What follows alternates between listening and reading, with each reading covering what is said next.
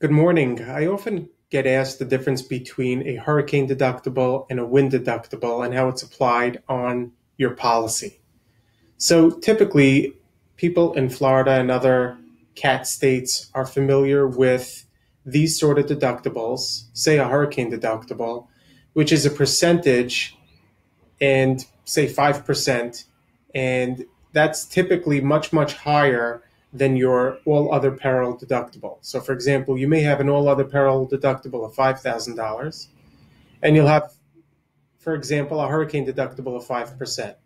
The application of those deductibles will work as follows. If you have a loss such as a fire, then you'll have a $5,000 deductible out of pocket. Whereas if you had a hurricane, you would have 5% of the loss or 5% of the limit that you have, depending on the policy details. The difference that you have is when someone has a straight hurricane deductible versus a wind deductible. So let's go there for a moment.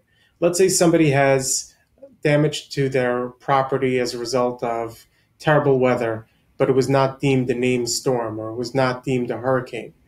That would just fall under wind damage. So if you have a hurricane deductible, the deductible only gets applied when it's a named storm or if it's specifically a hurricane. So just bad weather causes damage, your all other peril deductible of $5,000 would be applied.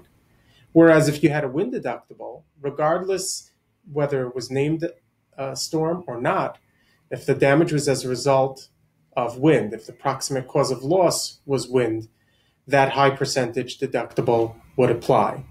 So simply put, a hurricane deductible is better than a straight wind deductible. Good luck. Give us a call for direction. 561-287-6279.